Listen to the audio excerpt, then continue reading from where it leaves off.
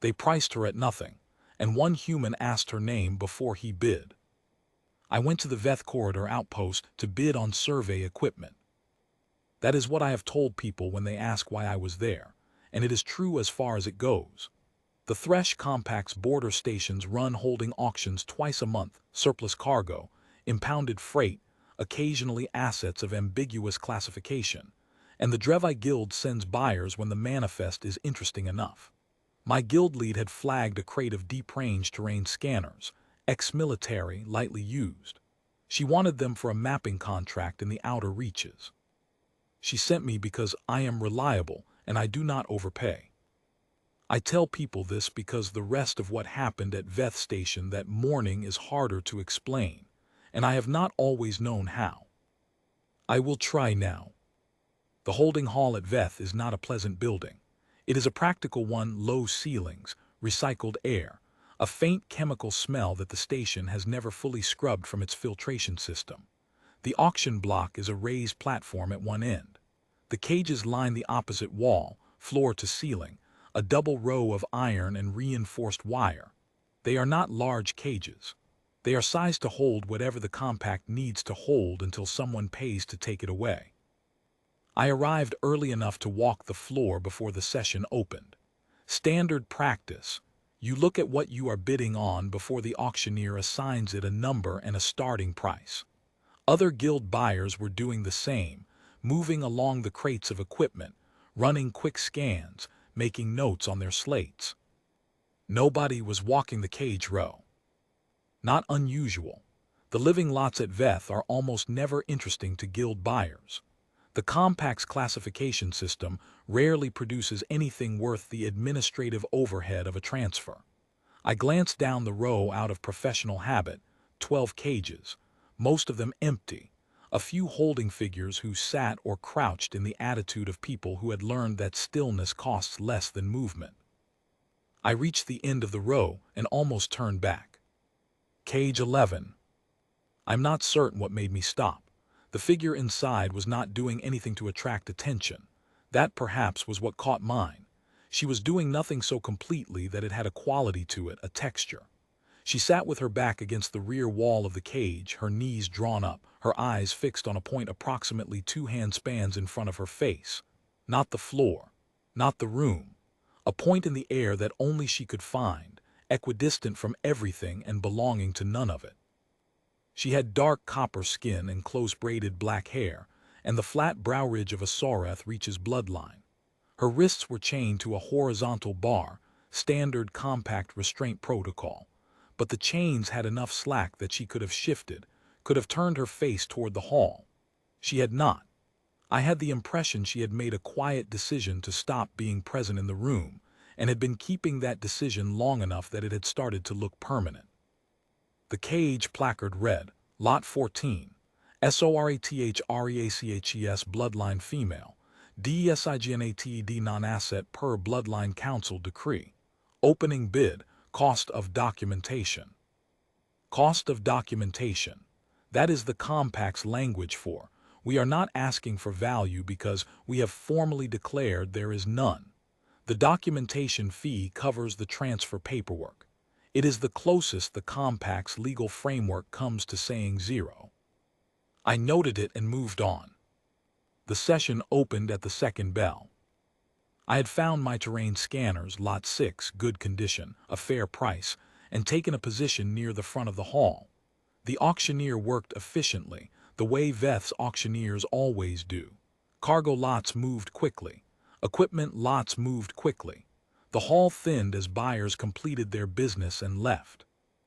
I was preparing to leave after Lot 6 when I noticed the human. He had not been in the hall when I arrived. He came in during the early lots. I registered him the way you register anything that doesn't fit the pattern of a room, and I placed him as freight, probably, or contracted surveyor work based on his clothes. Dark jacket, worn at the collar. Work boots. A transit stamp on his left wrist that I recognized as a Veth Corridor independent contractor's mark. Late 30s, perhaps. A lean, careful face with the particular quality of attention that people develop when they work alone in large spaces. and have learned that missing small details is expensive. He did not come in and take a position near the platform. He did not pick up a buyer's slate. He walked directly to the cage row and stood in front of cage 11. He stood there for a long time, long enough that I began watching him instead of the auction. The room around him was half empty and getting emptier. The auctioneer was moving through the mid-session lots. The figure in cage 11 had not looked up. The human crouched down so that his face was at the level of hers. He said something. I was too far away to hear it. I watched her face and nothing happened. She did not move, did not shift her eyes from that fixed middle distance point. He waited, said something again, still nothing. He didn't leave.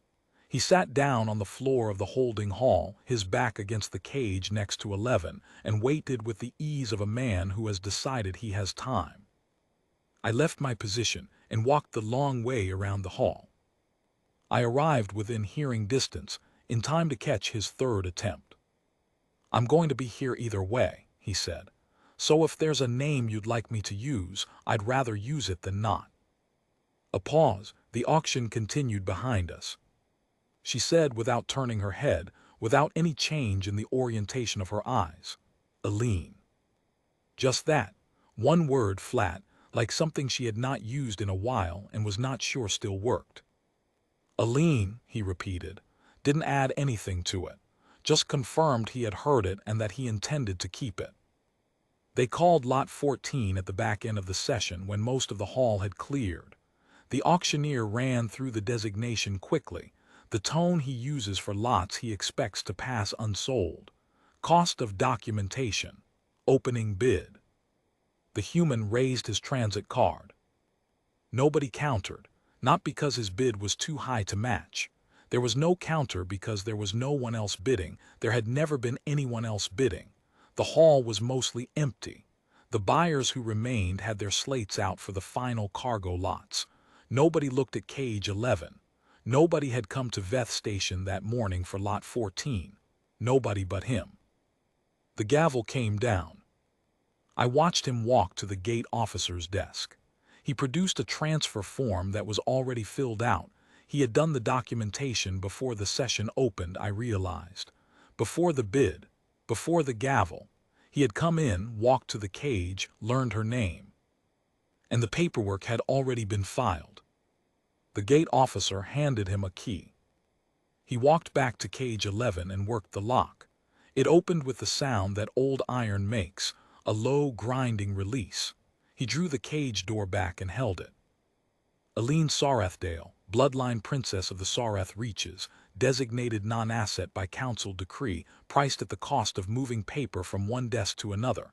She lifted her eyes from the point in the air she had been watching and looked at the open door. Then at him.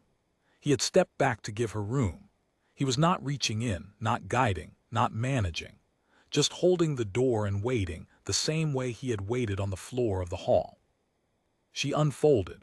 It was slow and it was deliberate, and it was the movement of someone who has decided to start being present in a room again and is taking the decision seriously. She stood. She stepped out of the cage. She stood in the holding hall with chains still on her wrists. The key handled the cage lock, not the restraints, and he said something quiet to her, and she nodded, and they walked together toward the processing desk. I did not hear what he said. I don't think it matters. I went home without the terrain scanners. My guild lead wanted to know why, and I told her I had been outbid, which was accurate enough. There had been one thing in that hall worth having, and by the end of the session someone else had it. What I have not stopped thinking about is the paperwork. He had filled it out before the session opened, before the bid, before anyone had looked at her that morning. He had come to Veth Station knowing what lot he was there for, knowing what the gate officer would require, and he had done every piece of the administrative work in advance so that, when the gavel fell, all that remained was the walk to the cage and the key in the lock. He had not come to an auction. He had come to keep an appointment with someone the rest of us had decided was not there. The appointment had been made before he arrived. The only open question, the one he answered in the first 5 minutes by sitting down on the floor of the holding hall and waiting, was whether she would believe that. She had said her name. I think about what it means to be the only person in a room who looks at something everyone else has decided is not there. What it costs. Not much, I think, just the decision to look.